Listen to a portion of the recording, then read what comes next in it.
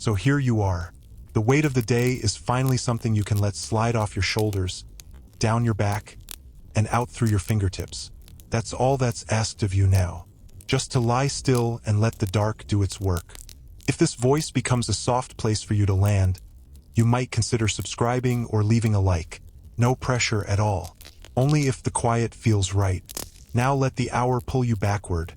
Not through history as a lesson, but as a place you walk through slowly, without any need to remember what you see. The air changes first.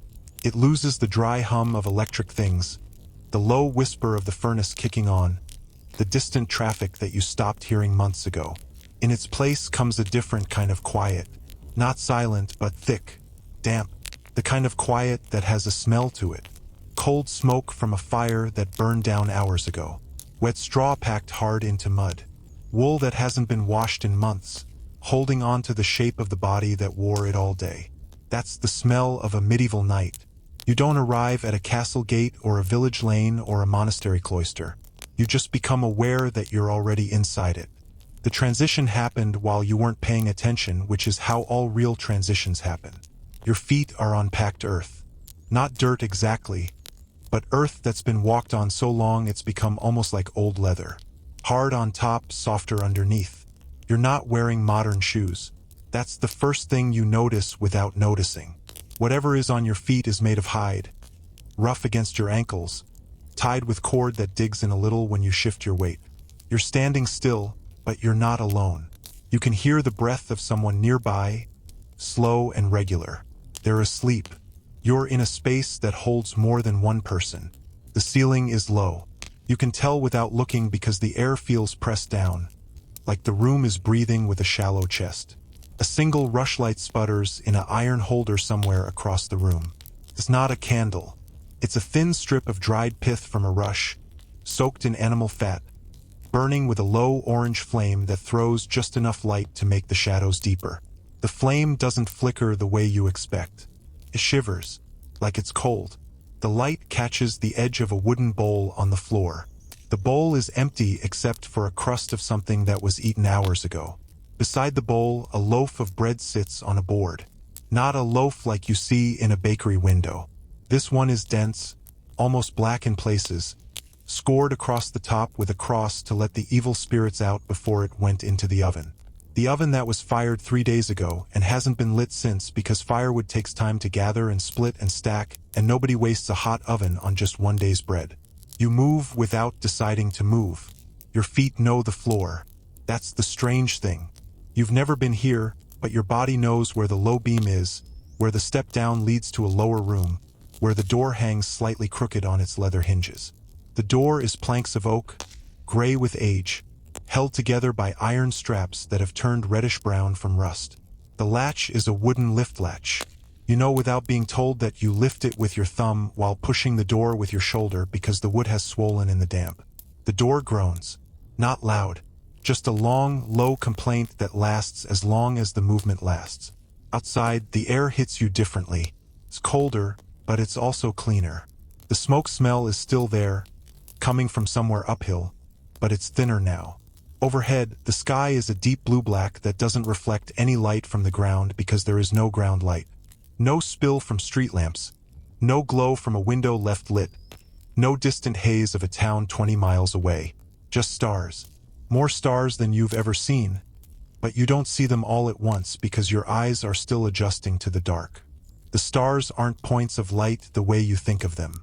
They're more like tiny rips in the fabric of the night, letting something brighter leak through. The moon is a thin shaving of bone, not bright enough to cast a shadow, just bright enough to show you where the ground dips and rises. The village is laid out in front of you without a plan. That's the thing about a medieval village. Nobody drew it first. It grew like a patch of mushrooms, one house leaning against another, paths worn between them by feet that didn't ask permission. The houses are cruck-framed, which means they're made from pairs of curved timbers that meet at the top like hands praying.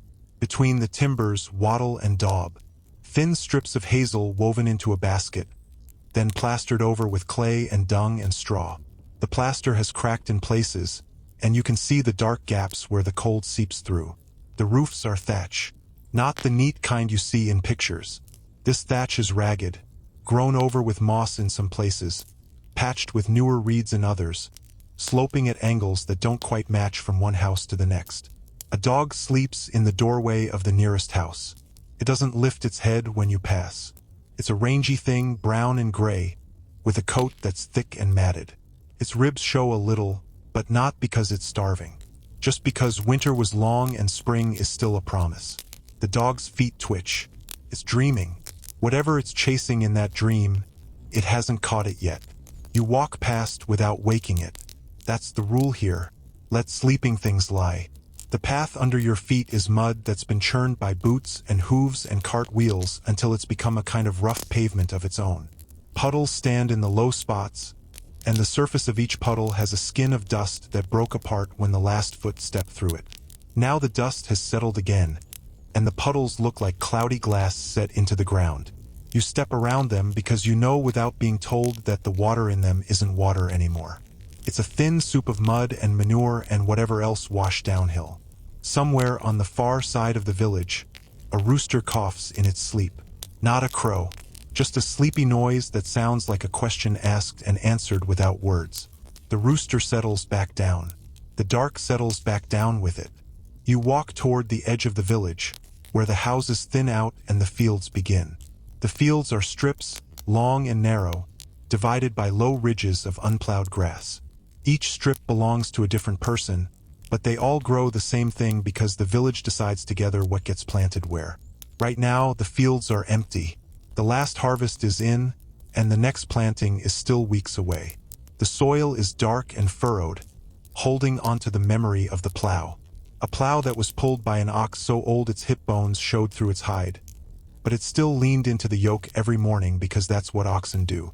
They don't know how to stop. The common pasture lies beyond the fields. No fences, just a shared understanding that this land is for grazing and that land is for hay. A few cows lie in the grass, their sides rising and falling in the same slow rhythm. They're not sleeping. Cows don't sleep the way people do. They drift. Their eyes are open, dark and wet, reflecting the thin moon in a way that makes them look like they're holding pieces of the sky inside their heads. One of them chews the same bite of grass over and over until it becomes something else. That's all time is here. One bite chewed until it becomes something else. The stream that marks the boundary of the common land runs cold and shallow over stones that have been round for longer than anyone can remember. The water doesn't rush. It slips. It makes a sound like a long breath let out slowly. Not quite a whisper, but close. You crouch beside the stream and put your hand in the water. It's so cold it feels hot at first, then just cold, then not like temperature at all but like pressure. The water moves around your fingers without urgency. A single leaf floats past, brown and curled, turning slowly like it's trying to decide which way to go. The leaf doesn't decide. The water decides for it. Behind you, the village sits in its hollow. One light still burns. Not the rushlight you saw before. This one is higher up in a house at the top of the slope. The window is just a hole in the wall with a shutter pushed half open. And the light inside is the orange red of a fire that's been banked for the night. Someone is still awake up there. Maybe an old woman whose back hurts too much to lie down. Maybe a father watching over a sick child. Maybe just someone who forgot to sleep and is now sitting in the dark, staring at the embers, not thinking about anything in particular. The light doesn't move. It just sits in the window like an eye that isn't looking at anything. You stand up from the stream and turn back toward the village. The path that brought you here is the same path that will take you back. But it looks different now because the moon has shifted. The shadows have turned. What was dark before is gray now. What was gray has gone black. A bat cuts across your line of sight, not flying so much as falling with style, turning at the last possible moment to avoid the wall of the church. The church. You hadn't noticed it before because it's the same color as the night. Stone the color of old bone, with a tower that leans just slightly to the left. The door of the church is open. Not wide open, just cracked, like someone went inside and didn't bother to pull it shut behind them. You don't go in. Not yet. Instead, you walk around the outside, your hand trailing along the stone. The stone is rough and cold, And every few feet, your fingers find a place where the mortar has crumbled away. Moss grows in the gaps, soft and dry, not slick like you expect. The windows of the church are narrow slits, too thin for a person to climb through, just wide enough to let in a little light during the day. At night, they're just dark lines on a dark wall. The only way to tell they're there is to feel the cold air leaking out of them. Cold air that smells like candle wax and old incense and dust that hasn't been disturbed in years. The graveyard wraps around the church like a blanket that doesn't quite fit. The graves are marked by simple wooden crosses, most of them leaning, some of them fallen over entirely. A few have stones instead of wood, but the stones are so worn that whatever was carved into them has become just texture, not writing. One grave is newer than the others. The earth on top is still mounded, still bare of grass, still dark and damp. A single flower lies on the mound. Not a flower from a garden. A wild flower, small and white, with petals that are starting to brown at the edges. Someone came out here today to leave that flower. Someone will come out tomorrow to leave another one, and the day after that, until the earth settles and the grass grows and the mound becomes just another part of the ground. You walk back through the village the long way, past the communal oven that hasn't been used in 3 days, past the well with its rope worn thin in the middle, past the pigsty where the sow lies on her side with her piglets piled in a heap against her belly. The piglets are the color of the dawn, pinkish gray, with ears that flop over their eyes. They don't squeal, they just breathe, their tiny sides moving so fast it's hard to believe they're asleep at all. The sow's eye is open. She watches you pass, not with suspicion, just with the calm certainty of something that knows it's too heavy to be moved. The house where the light still burns is closer now. You can hear the fire inside, a soft crackle that's more felt than heard. The shutter moves a little in the breeze, and the light inside flickers, and for just a second you see the person sitting by the fire. An old woman. Her hands are in her lap, folded over each other like two sleeping animals. Her head is tipped back against the wall, and her mouth is open just a little. She's not awake after all. She fell asleep sitting up, and the fire burned down while she slept, and now she's dreaming of something that happened 40 years ago. The fire pops. A single ember jumps out onto the stone hearth. It glows for a moment, then fades, then turns black. You keep walking. The village narrows again, the houses pressing in on both sides until the path is barely wide enough for 2 people to pass. A cart is pulled up against one of the houses, its wheel removed and propped against the wall. The axle is wrapped in rags soaked in grease. The grease has turned hard and yellow. The rags have turned black. The cart won't move again until morning, and even then, it won't move far. Just to the next field, then back, then to the next field, then back. That's what a cart does here. It goes back and forth until the wood wears out or the wheel breaks or the ox dies, and then it sits against a wall until someone remembers to take it apart for firewood. The path opens up again at the far end of the village, and there, on the hill above the last house, is the manor. Not a castle, just a big house made of stone instead of wattle and daub, with a roof of slate instead of thatch. A light burns in one of the upstairs windows. A candle this time, not a rushlight, because the people in the manor can afford to waste wax. The candle throws a steady yellow light that doesn't flicker much because the window is glazed. Real glass. Not the clear glass you're used to, but a greenish, bubbly glass that distorts whatever is behind it. You can't see who's in the room. Just the shape of a shadow moving past the window, then stopping, then moving back. Someone is pacing up there. Someone who can't sleep. Someone who has everything a person could want in this world and still lies awake at night, counting the hours until dawn. The manor has a wall around it. Not a defensive wall. Just a low stone wall to keep the pigs out of the vegetable garden. The gate is open because nobody bothers to close it. Inside the wall, the garden is laid out in neat beds, each one edged with stones painted white. The herbs are brown and dead, but the rosemary is still green. Rosemary doesn't care about winter. It just keeps growing, slow and stubborn, putting out leaves that smell like memory. You reach over the wall and touch a sprig of rosemary. Your fingers come away smelling sharp and clean, like a room that's just been swept. The path beyond the manor leads up into the woods. The woods are old. Not old like a national park. Old like nobody has ever cut them because the trees are too twisted to make good lumber. Oak and ash and beech, their trunks covered in ivy so thick it looks like armor. The path is barely visible now, just a darker line between the trees where the undergrowth is thinner. You don't go far, just far enough to hear the difference between the woods and the village. The woods are louder. That's the strange thing. The village is almost silent, but the woods are full of small sounds. A twig snaps somewhere to your left. Leaves rustle to your right.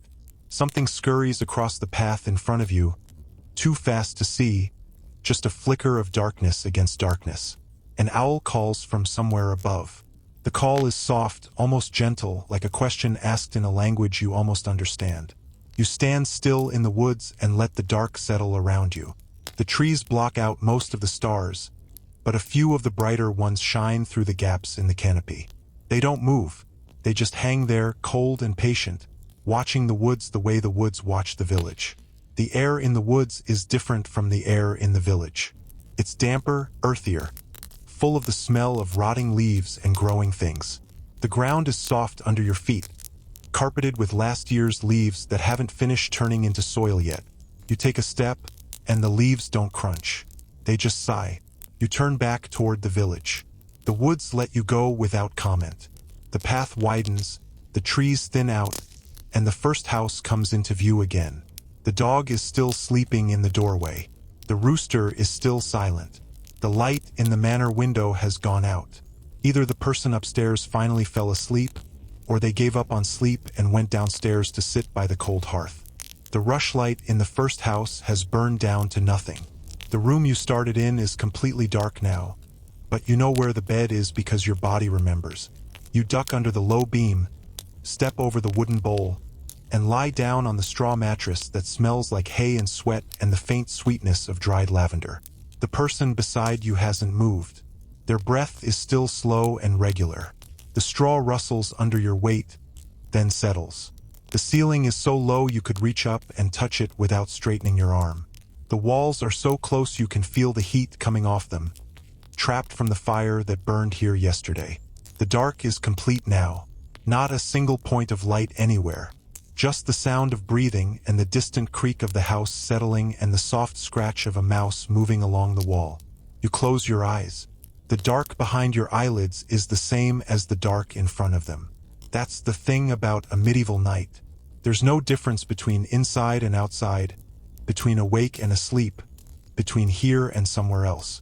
It's all just the same slow turning of the hours until the sky starts to gray and the rooster finally decides it's time to announce a morning that nobody asked for. But that's not now. Now is still deep night. Now is still the hour when nothing happens and everything waits. The mouse stops scratching. The house stops creaking. The person beside you shifts once, sighs once, and goes still again. And somewhere in the dark, the fire that you thought was dead gives one last glow. Not a flame, just a warmth that spreads out from the hearth like a held breath. The warmth touches your face, your hands, the tops of your feet. Then it fades. The dark comes back. And the night keeps going the way nights always have, slow and steady and completely indifferent to whether you're awake to witness it. The hour turns over sometime while you're not watching. There's no clock to mark it, no chime, no vibration against your wrist. Just a sense that the dark has shifted, the way water shifts when a current runs underneath. The fire that glowed once and then faded is truly cold now. The stones of the hearth have soaked up all the warmth they're going to soak up tonight, and they've started to give it back slowly, the way stones do, not caring who's there to feel it. Your hand hangs off the edge of the straw mattress, and your fingertips rest on the packed earth floor. The earth is cold. Not sharp cold, dull cold. The kind that seeps in over hours, not minutes. You don't remember falling asleep because you didn't. You were just there, in the dark, with your eyes closed, and then you were somewhere else. Not dreaming exactly. More like standing in a room that looks exactly like the room you left, except the furniture has shifted an inch to the left. Everything is familiar. Nothing is quite right. The person who was beside you is gone. The straw mattress still holds the shape of their body, a shallow depression that hasn't sprung back yet. You put your hand in the depression. It's still warm. They haven't been gone long. Outside, the village has changed while you were inside your own head. The moon has set, or maybe it never rose. The sky is a different kind of dark now. Not the blue-black of deep night, but the gray-black of very early morning. The hour when the stars start to look tired and the horizon stops being a hard line and starts being a suggestion. There's no color yet, just degrees of absence. The rooster shifts on its perch. It knows something is coming. Doesn't know what, but it knows. That's the rooster's job. To know before anyone else. You stand up without meaning to. Your body moves on its own, the way bodies do in the hour before dawn when the sleep is thin and the waking is slow. The door is where you left it. The latch lifts. The wood groans the same complaint. A sound so familiar now it barely registers. Outside, the dog is awake. Not moving, just awake. Its eyes catch what little light there is. Two small reflections that don't blink. The dog watches you the way dogs watch everything, without judgment, without interest, just a pure animal attention that doesn't need a reason. The path is wet. Not from rain. From dew. The dew has settled on everything, a fine film that makes the mud look like metal and the thatch look like fur. Your feet leave prints that fill with water almost immediately. Behind you, the prints disappear into the dark. Ahead of you, the path leads to the same places it led before, but they look different now because the light is different. The church tower is no longer a black shape against a black sky. It's a gray shape against a gray sky. The distinction matters more than you'd think. You walk toward the church because it's there and because walking somewhere is better than standing still. The door is still cracked open. The same crack or maybe a different one. It's hard to tell in this light. You push the door with your palm, and it swings inward without a sound. The hinges must have been oiled recently, or maybe the damp has softened the squeak. Inside, the church is colder than outside. That's the thing about stone. It holds the night even after the night is gone. The air inside smells of wax and wool and the faint sweetness of old flowers, the ones that were brought in days or weeks or months ago and never taken out. Your eyes adjust slowly. The church has no rushlights, no candles, no fire. Just the windows' narrow slits that let in the gray light in thin vertical stripes. The stripes fall on the stone floor, on the wooden benches, on the carved face of a saint whose name you don't know. The saint's face is worn smooth. Not by time, by hands. Generations of hands, reaching up to touch the stone as they walked past. The nose is gone. The chin is gone. What's left is a suggestion of a face, the way a face looks when you see it in a dream and can't quite remember it when you wake up. The altar is a slab of stone on 4 legs. No cloth, no candles, just the stone, cold and bare, with a small wooden cross standing at the back. The cross is plain. 2 pieces of oak, pegged together, with no figure on it because this church is too poor for a carved Christ. The wood has darkened with age, and in the gray light, it looks almost black. You stand in front of the altar without kneeling. That's not required here. Nobody is watching. The saints have their eyes closed, or maybe they never had eyes to begin with. The Virgin in the corner is just a block of wood with a suggestion of a crown. She doesn't judge. She doesn't bless. She just stands there, waiting for the light to change. A sound comes from somewhere behind the altar. Not loud. A shuffle, a breath. The soft scrape of wool on stone. Someone is back there. Someone has been here all night, sitting in the dark, waiting for something that hasn't happened yet. You don't go to look. That would be rude. Instead, you turn and walk back toward the door, your footsteps echoing once, twice, 3 times off the stone walls. The echo is flat, dead, absorbed by the wood and the wool and the dust. The person behind the altar doesn't move. They don't call out. They just sit and you just leave and the church goes back to being empty even though it isn't. Outside, the village is waking up. Not with noise. With small sounds that build on each other like drops of water filling a bowl. A door opens somewhere to your left. A bucket hits the side of the well. A voice says something too quiet to understand, and another voice answers, also too quiet. The rooster finally commits. Not a full crow, just a dry cough that turns into something louder, then cuts off like someone threw a shoe at it. The dog stretches. Its front legs go out, its back end stays up, and its spine makes a series of small popping sounds that you can hear from 10 feet away. The first house with the first light isn't the manor. It's a house at the bottom of the slope, a small one with a single room and a hole in the roof that never got fixed. The light comes from a crack in the door, orange and thin, the color of a flame that's just been blown on. Someone is up early. Someone has work to do that can't wait for the sun. You walk toward the light because it's the only warm thing in a cold world. The door is off its hinges. It just leans against the frame, and you can see through the gap without touching anything. Inside, a woman is kneading bread. Not the dark bread from yesterday. This is fresh dough, pale and elastic, turning over and over on a board that's been scrubbed so many times the wood has started to curve in the middle. The woman's hands are red from the cold. Her sleeves are pushed up past her elbows, and her forearms are dusted with flour. She doesn't look up. She doesn't know you're there, or if she knows, she doesn't care. The dough is the only thing that matters right now.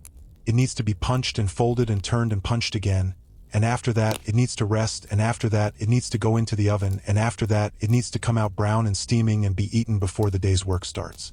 The oven in this house is different from the communal oven. It's a small clay dome built into the wall, with a door made of a flat stone that the woman moves with a piece of iron. The stone door is propped open now, and you can see the coals inside, still glowing from yesterday. She'll feed the coals with kindling, then with small sticks, then with larger sticks, and by the time the bread is ready to bake, the oven will be hot enough to turn the dough into something that can be carried to the fields and eaten cold at midday. That's the rhythm. Fire to bread to field to fire again. Nothing starts. Nothing ends. It just turns. You leave the woman to her bread and walk up the slope toward the manor. The manor is still dark, but the garden is not. A man is in the garden, bent over one of the beds, his hands working in the soil. He's not wearing shoes. His feet are bare and black with dirt, and his legs are white below the knee where his breeches end. He's pulling up something. Not weeds. Carrots. The orange roots come out of the dark soil one by one, each one followed by a small shower of earth that falls back onto the bed. The man doesn't put the carrots in a basket. He just lays them on the ground in a pile, and when the pile is big enough, he'll take them inside and scrub them and put them in the root cellar where they'll stay until spring. The man looks up as you pass. He doesn't say anything. He just looks, then looks back down at his hands. His face is hard to read in this light. Not young, not old. Just tired in a way that has nothing to do with sleep. The kind of tired that comes from doing the same thing every day for years. Not because you want to, but because the carrots need to come out of the ground before the ground freezes again and locks them in place until March. He pulls another carrot. The earth falls. The pile grows. Beyond the manor, the path to the woods is lighter now. You can see the individual trees, not just their shapes. The bark of the oaks is dark and cracked, and the ivy that covers them is a deep green that looks almost black. The path itself is still shadowed, but the edges are starting to define themselves. A fallen branch lies across the path, and you step over it without thinking. The branch is wet with dew, and the moss on it is soft under your boot. Not slippery, just soft. The woods are waking up the way the village is waking up, with small sounds that build on each other. Birds mostly, not the loud birds of midday. The early birds, the ones that sing before the sun is up because they have nothing better to do. Their songs are thin and tentative, like they're not sure the night is really over. A squirrel runs across the path, stops, looks at you, runs again. Its tail flicks once, twice, then disappears into the undergrowth. The undergrowth is brown and gray, but if you look closely, you can see the first hints of green at the base of the stems. Not leaves yet, just a suggestion of leaves, the way the saint's face was a suggestion of a face. You walk deeper into the woods than you did last night. The path narrows, then widens, then splits. You take the left fork because it looks more traveled, and after a few minutes you come to a clearing. The clearing is small, maybe 20 feet across, and in the middle of the clearing is a pile of stones. Not a wall, not a building, just a pile like someone started to build something and then stopped. The stones are covered in moss and lichen, and a small tree grows out of the middle of the pile, its roots threading through the gaps like fingers laced together. Someone used to live here. That's what the pile says. Someone built a house or a shed or a shelter, and then they left or they died or they moved to the village and forgot about this place. The tree doesn't care. The tree just grows. The moss doesn't care. The moss just covers. The clearing is quiet in a different way than the woods are quiet. The woods are full of small sounds. The clearing is full of no sounds at all. Even the birds seem to avoid it. You stand in the middle of the clearing and listen to nothing, and after a while the nothing starts to sound like something. A low hum, too low to be heard, too high to be felt. The sound of the earth turning. The sound of the stones settling. The sound of the tree drinking water through its roots. You leave the clearing the way you came, and the path takes you back to the fork, and the fork takes you back to the edge of the woods, and the edge of the woods takes you back to the manor. The man with the carrots is gone. The pile of carrots is gone. The garden looks the same as it did before, except for the holes where the carrots used to be. The holes are dark against the dark soil, and they'll stay dark until the man comes back to fill them in or until the rain does it for him. The village is fully awake now. Not loud, just awake. Doors are open. Smoke rises from a dozen chimneys. Straight up because there's no wind. The smoke is pale gray against the pale sky, and it smells of oak and ash and the first meal of the day. A woman stands in a doorway with a bowl in her hands. The bowl is wooden and it's steaming. She's eating something with a spoon, slowly, looking out at the village the way you look at something you've seen 1,000 times and will see 1,000 times more. A child runs past her, barefoot, wearing a shirt that's too big and nothing else. The child doesn't look cold. The child doesn't look anything. Just runs from one door to another, then stops, then runs back. The well is busy now. 2 women stand at the well with buckets, waiting their turn. A third woman is cranking the handle, and the rope moves slowly, and the bucket comes up dripping. The water in the bucket is brown, not clear, brown with sediment from the bottom of the well. The women don't seem to notice. They fill their buckets, and they carry them away, and the water sloshes over the sides and darkens the mud. The well handle creaks. The rope creaks. Everything creaks in the morning because everything is cold and nothing has warmed up yet. You walk past the well and past the communal oven and past the house where the woman was making bread. The bread is in the oven now. You can smell it. Not the finished bread, the kind that makes your mouth water. The bread that's still baking. The smell of dough turning into something else. The smell of yeast dying and crust forming and water turning to steam. The smell hangs over the house like a cloud, and you stand in it for a moment, breathing it in. Not because you're hungry, but because it's there and it's warm and the morning is still cold. The house where you started the night is at the far end of the village. The door is closed now and the dog is gone. The rushlight inside is long dead, and the room is dark even though the sky is getting lighter. You don't go in. There's nothing in there that you need.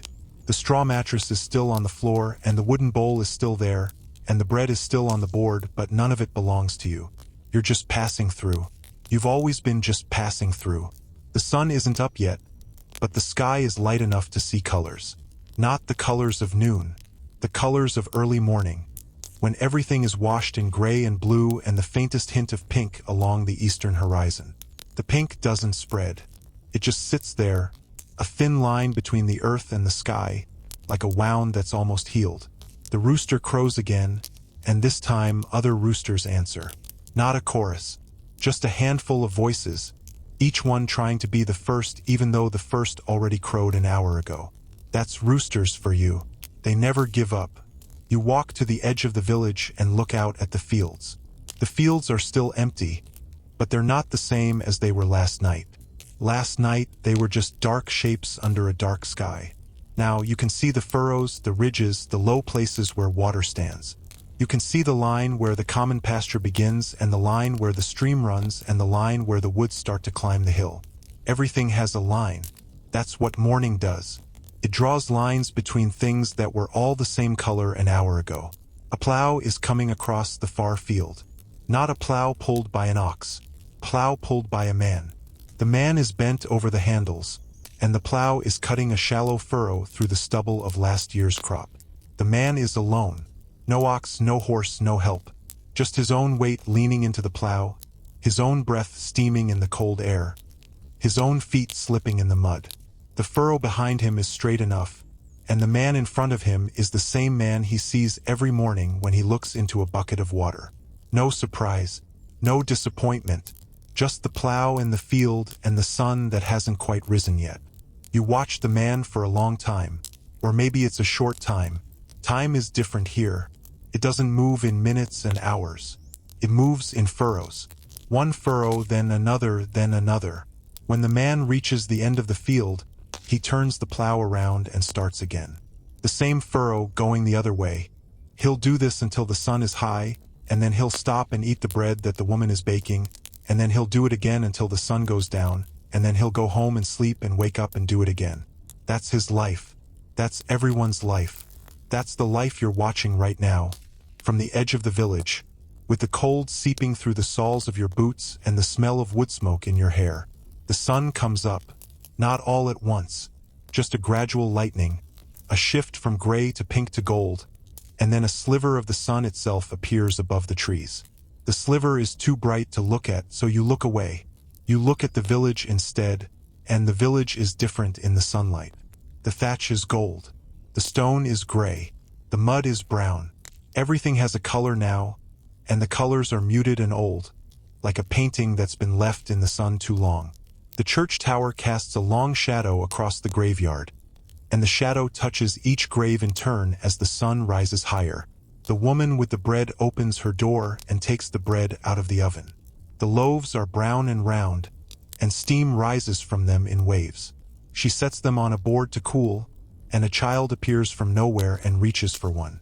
The woman slaps the child's hand away, not hard, just enough to make a point. The child pulls its hand back and waits. The woman breaks off a piece of the bread and gives it to the child, and the child runs away with the bread in its mouth, not chewing, just holding it like a dog with a bone. The man in the field stops plowing and stands up straight.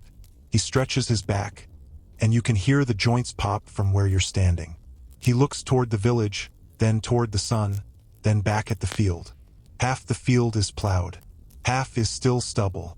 He'll finish before noon if his back holds out. If his back doesn't hold out, he'll finish tomorrow. Either way, the field will be plowed, and something will be planted, and something will grow, and something will be harvested, and the cycle will continue without anyone having to decide anything. You turn away from the field and walk back through the village. The village is fully awake now. People move between houses, carrying things, talking in low voices, doing the small tasks that fill a day. A man mends a fence. A woman carries water.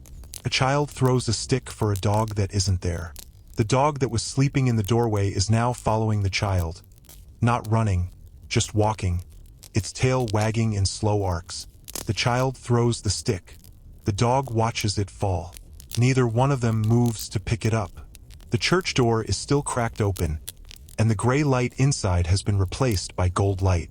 The stripes on the floor are gold now, and the saint's face is gold, and the altar is gold, and the cross is black against the gold. The person behind the altar is gone.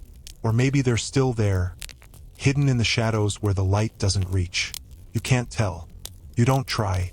The church is none of your business, and neither is the person who spent the night there. They have their reasons and you have yours, and neither set of reasons needs to be explained. You walk past the church and past the graveyard and past the stream that marks the boundary of the common land. The stream is the same as it was last night, except the water is brighter and the stones are sharper and the leaf that was floating is now caught against a rock, turning slowly in the current. The cows are standing now, not lying down. They're spread across the pasture, eating the grass that's still wet with dew. Their tails swing back and forth, and their jaws move in the same rhythm, and their eyes are the same dark pools they were last night, reflecting the sky instead of the moon. The woods are behind you now. The village is behind you now. The fields are behind you now. You're standing in a place that isn't quite anywhere, between the stream and the pasture and the first house of the village. The sun is fully up, and the air is starting to warm, and the dew is starting to dry. The mud on your boots is turning to dust. The dust will turn back to mud tonight, and the cycle will continue, and you'll be here to see it or you won't. It doesn't matter. The village doesn't need you to watch it. It just needs to keep doing what it's doing the way it's always done, the way it will always do long after you've turned away and gone back to wherever you came from. But you're not gone yet. You're still here, standing in the morning light, with the smell of bread and smoke and wet earth in your nose, and the sound of a rooster crowing somewhere behind you, and the feeling that time has stopped moving forward and started moving in circles. The same circles it's always moved in. The circles that brought you here and will take you away and will bring you back again. Not because you remember the way, but because the way remembers you. The woman with the bread is sweeping her doorstep. The man with the plow is halfway across the field. The child with the stick is sitting on a rock, picking at a scab on its knee. The dog is lying in the sun, its eyes half closed, its tail still. The sun is climbing. The shadows are shrinking. The morning is turning into midday, and midday will turn into afternoon, and afternoon will turn into evening, and evening will turn into night, and the whole thing will start over again the way it always does, with a dog sleeping in a doorway and a rushlight burning in an iron holder and a person lying on a straw mattress, waiting for sleep to come back around. The sun is higher now, and the village has settled into the kind of quiet that comes after the morning rush and before the midday heat. There is no heat yet, not really. Just a warmth that sits on your shoulders like a hand that doesn't press down. The mud on the path has started to firm up where the sun hits it directly, but in the shadows between the houses, it's still soft and slick. You walk through both, 1 foot in the light and 1 foot in the dark, and the difference between the two is enough to remind you that the ground is never the same twice. The woman who was sweeping her doorstep has stopped. The broom, just a bundle of twigs tied to a stick, leans against the wall, and the woman sits on a stool just inside her door, her hands in her lap. She's not resting exactly. She's waiting. For what? She doesn't know. The bread is cooling on the board, and the water is in the bucket, and the fire is banked, and there's nothing left to do until someone needs something. So she sits. Her eyes are open, but she's not looking at anything. Her mind is somewhere else, the way minds go when the body has stopped moving and the day hasn't decided what it wants yet. A cart goes past, pulled by a donkey that's smaller than you expected. The donkey's coat is rough and patchy, and its ears flop to the sides like they're too heavy to hold up. The cart is loaded with firewood, split and stacked, and the man walking beside the cart has a split lip that's still wet. He got the split lip yesterday or last week or last year. It's hard to tell with faces here. They heal slow and leave marks, and the marks stack on top of each other until a face becomes a map of everything that's ever happened to it. The man doesn't look at you. The donkey doesn't look at you.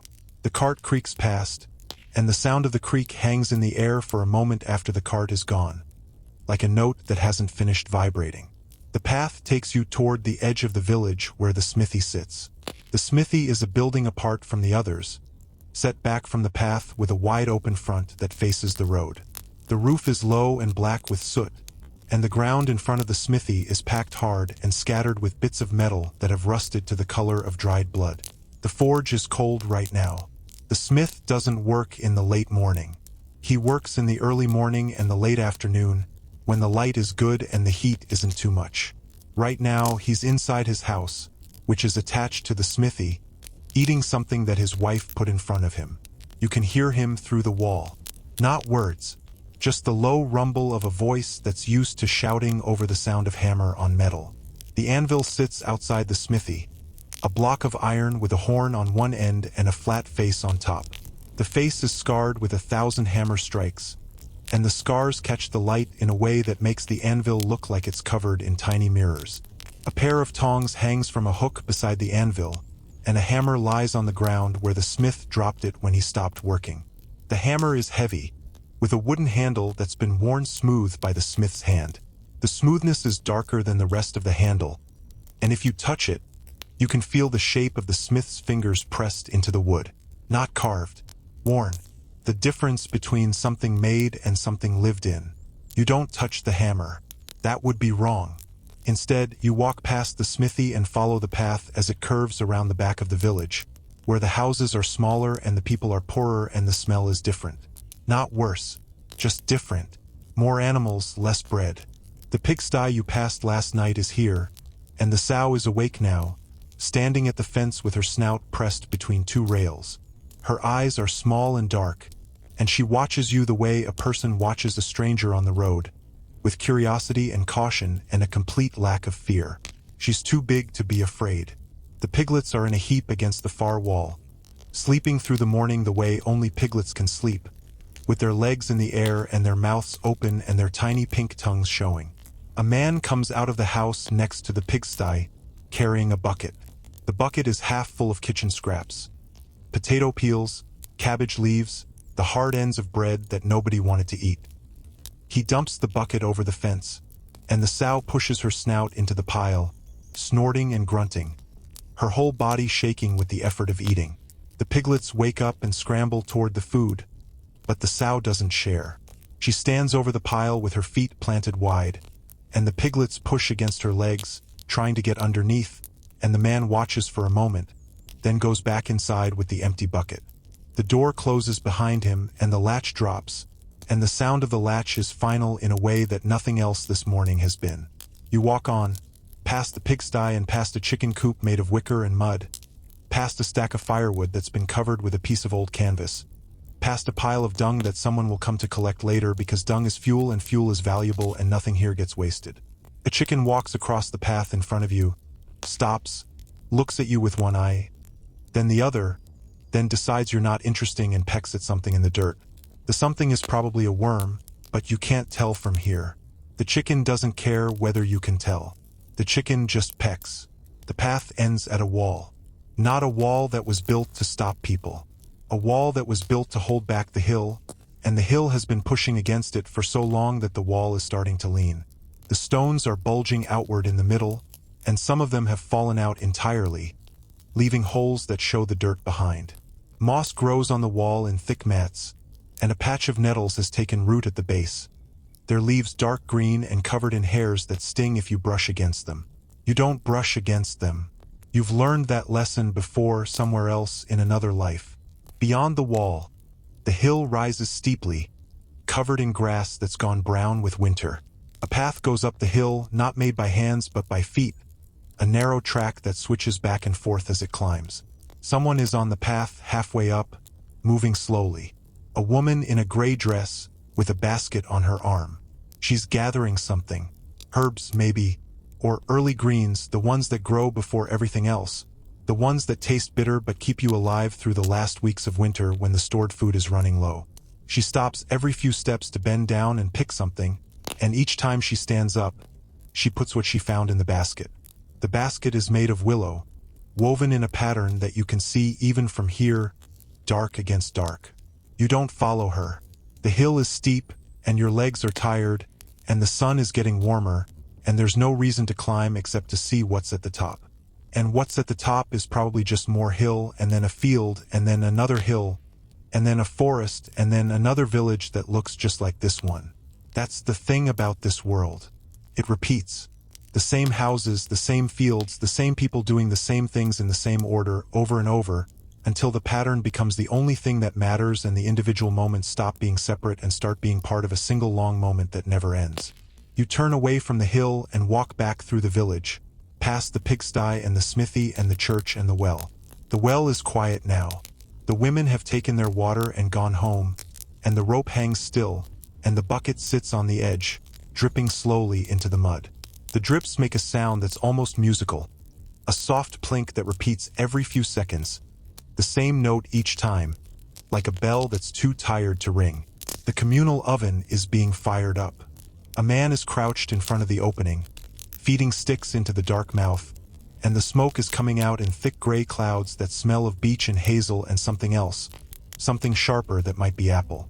The man's face is red from the heat, and his hands are black with soot, and he moves with the slow care of someone who's done this 1,000 times and knows exactly how many sticks it takes to get the oven to the right temperature. Too few and the bread won't cook. Too many and the bread will burn. The right number is a secret that lives in his hands, not in his head. A woman comes out of the house next to the oven, carrying a board with 4 loaves on it. The loaves are pale and soft, risen but not baked, and they smell of yeast and flour and the faint sweetness of the grain that was ground yesterday between 2 stones. The woman sets the board on a stool and waits. She doesn't talk to the man. He doesn't talk to her. They've done this before. they'll do it again. The man feeds one more stick into the oven, then another, then sits back on his heels and wipes his forehead with the back of his hand. The woman watches the oven. The man watches the woman. The loaves sit on the board, rising a little more in the warmth of the morning. You stand at a distance and watch them both. There's nothing else to do. The village has slowed down, the way villages do in the middle of the morning when the first work is done and the next work hasn't started yet. A man sits on a bench outside his house, whittling a piece of wood with a knife that's so old the blade has worn down to a curve. The wood curls away from the blade in thin ribbons, and the man doesn't look at what he's making. He just whittles the same motion over and over until the piece of wood becomes something or until it becomes nothing. It doesn't matter which. A woman sits in a doorway spinning wool. The spindle hangs from her hand, turning slowly, and the wool feeds through her fingers in a thin thread that winds around the spindle as it spins. Her hands move without her watching them. Her eyes are on the path, watching the people who pass, but her hands keep spinning. The same rhythm, the same pressure, the same result. The thread is uneven in places, thicker here and thinner there, but that doesn't matter either. The thread will be woven into cloth, and the cloth will be made into clothes, and the clothes will be worn until they fall apart, and then the wool will be carded and spun again. Nothing is lost. Nothing is wasted. Everything just changes shape. The sun is directly overhead now, or close to it. The shadows are short, huddled under the things that cast them, and the light is flat and white and doesn't seem to come from anywhere in particular. The village looks different in this light. Less mysterious, more ordinary. The thatch that looked gold at dawn looks brown now. The stone that looked gray looks gray. The mud that looked like metal looks like mud. This is the hour when the village shows itself for what it is. Not a picture or a memory, but a place where people live, with all the smallness and sameness that living brings. You walk to the edge of the village and sit on a low wall that separates the last house from the first field.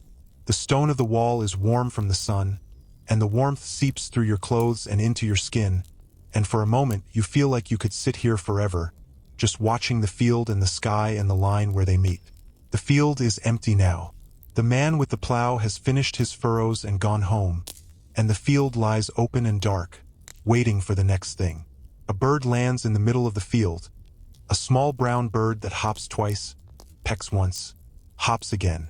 The bird doesn't know it's in a field. It just knows there's dirt and there might be food in the dirt, and that's enough. The sun starts to move. Not fast. Just a slow shift that you notice only because the shadow of the wall starts to creep across the ground, an inch at a time, like a tide going out. The warmth on your back fades, and the air cools, and the bird flies away, and the field goes back to being empty. The afternoon is here, not announced, just present the way the morning was present and the night before that. Time doesn't announce itself here. It just shows up and stays until it's time for something else. You stand up and walk back into the village. The benches are empty now. The doorways are empty. The people have gone inside, not to sleep but to eat. The midday meal that's smaller than the morning meal and larger than the evening meal. The meal that holds the day together. The smell of cooking comes from every house. Not the same smell but similar smells. Onions and cabbage and the faint saltiness of bacon that's been hanging in the chimney since autumn. The smells mix in the narrow path, and you walk through them like walking through a room where someone has been cooking for a long time, the kind of smell that gets into your clothes and your hair and stays there until you wash. The woman with the bread is eating her bread, sitting on the same stool where she sat this morning, with the same hands in her lap, except now her hands are holding a piece of bread and her mouth is chewing and her eyes are still looking at nothing. The bread is brown and dense, and she breaks off small pieces and puts them in her mouth one at a time, chewing each piece for a long time before she swallows. The child from this morning is sitting at her feet, also eating bread, also chewing slowly, also looking at nothing. The dog is there too, lying in the sun, waiting for crumbs. The crumbs will come.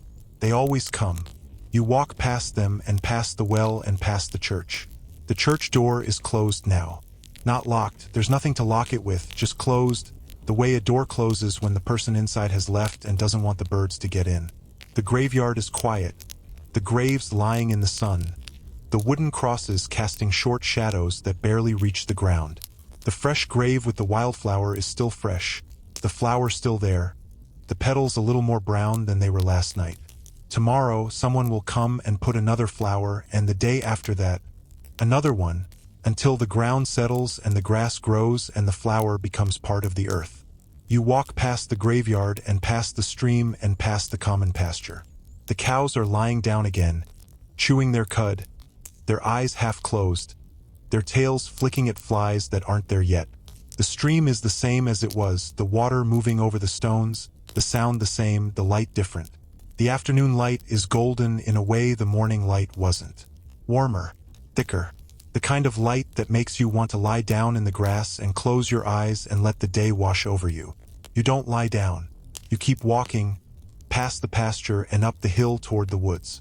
The woods are darker than the fields, the way they always are, and the air inside is cooler and damper and smells of the same things it smelled last night. Rotting leaves, growing things, the slow decay that feeds the new growth. The path is the same path, the one you took this morning, but the light is different and the shadows are different and the sounds are different. The birds are quiet now. The afternoon is the time when birds stop singing and start doing whatever birds do when nobody's watching. The clearing with the stone pile is the same. The pile hasn't moved. The tree hasn't grown. The moss hasn't spread. But something is different, and it takes you a moment to figure out what. The stones are warm. That's it. This morning they were cold, and now they're warm, and the warmth is coming from the sun that's been on them for hours, and the warmth is radiating out into the clearing, and the clearing feels different because of it. Not less empty, just less cold. You sit on one of the stones, the biggest one, the one that looks like it might have been a doorstep once, and you let the warmth soak into you the way it soaked into the stone. The clearing is quiet. Not the quiet of the village, which is full of small sounds. The quiet of a place that has no reason to make noise. The tree doesn't creak. The stones don't shift. The moss doesn't grow. Everything is still, and the stillness is complete, and you sit in the stillness and let it fill you the way water fills a cup. There's nothing to think about here, nothing to remember, nothing to plan. Just the stone and the tree and the sky through the branches, and the slow turning of the afternoon toward evening. You stay in the clearing for a long time. Or maybe it's a short time. Time is different here too. The sun moves across the sky, and the shadows in the clearing shift, and the warmth on your back fades, and the air cools, and you realize without being told that the afternoon is over and the evening has begun. Not sunset, just the beginning of evening, the hour when the light starts to turn from gold to gray and the birds start to think about sleeping and the village starts to think about lighting the fires that will burn through the night. You stand up and leave the clearing, the same way you came, down the path through the woods, past the twisted oaks and the ivy and the fallen branches, until the woods thin out and the village appears below you. The village looks different from here, smaller, tighter. The houses are clustered together like sheep in a storm, and the smoke rising from the chimneys is thin and pale against the darkening sky. The church tower is a darker shape against the darker sky, and the graveyard is a patch of shadow at its base, and the stream is a line of light where the last of the sun catches the water. You walk down the hill toward the village, and the path takes you past the manor and the garden and the man who was pulling carrots. The man is gone. The garden is empty. The carrots are in the root cellar, and the man is in his house, and the house is dark except for a single light in a single window. The same window that was lit last night. The same light. The same person, maybe pacing back and forth or sitting still or lying down or standing at the window looking out at the dark. You don't know. You'll never know. That's not part of this. The village is closing up. Doors are shut. Shutters are closed. The dog that was sleeping in the sun is back in the doorway, curled in a ball, its nose tucked under its tail. The rooster is on its perch, already asleep or pretending to be asleep, which is the same thing. The woman with the bread has put her stool inside and closed her door, and the bread is on the board, and the board is on the table, and the table is in the dark. The child is in bed, or in the corner, or under a blanket, it doesn't matter where. The child is asleep, and that's all that matters. The sky is the color of a bruise now, purple and gray and blue, with the first stars showing in the east. The same stars you saw last night, or different ones. It doesn't matter. They're there, and they're bright, and they're cold, and they don't care whether you're looking at them or not. The moon is up, A little thicker than last night, a little brighter, casting just enough light to show you the path back to the house where you started. The house is at the far end of the village, the same house, the same door, the same crooked latch. The door is closed, but not latched. You push it open, and the dark inside is the same dark, the smell the same smell, the straw mattress the same straw mattress. The person who was beside you this morning is back, lying in the same depression, breathing the same slow breath. They never left, or they left and came back. It doesn't matter. They're here now, and the mattress is warm, and the room is dark, and the fire is cold, and the night is just beginning. You lie down on the mattress, the straw rustling under you, the wool blanket rough against your cheek. The person beside you shifts in their sleep, makes a small sound, settles again. The mouse scratches along the wall. The house creaks. The dark settles over you like a blanket that doesn't need to be pulled up because it's already there, already covering you, already doing its work. Your eyes close. The dark behind your eyelids is the same as the dark in front of them. There's no difference now. There never was. Just the slow turning of the hours, the same hours that turned last night and will turn tomorrow night and have turned every night for as long as there have been nights to turn. The rushlight is gone. The fire is gone. The only light is the light outside, the moon and the stars, and that light doesn't reach this far. This room is at the bottom of the dark, the place where the dark pools and waits, and you're in the pool now, floating without moving, your breath slow and even, your heart slow and even, your thoughts slow and even until they're not thoughts anymore. Just the shape of thoughts, the memory of thinking, the place where thinking used to happen before the dark took over. Somewhere in the village, a baby cries. Not loud, just a thin sound that cuts through the dark like a needle through cloth. The sound stops. The mother has picked up the baby, or the father has, or the baby has fallen back asleep on its own.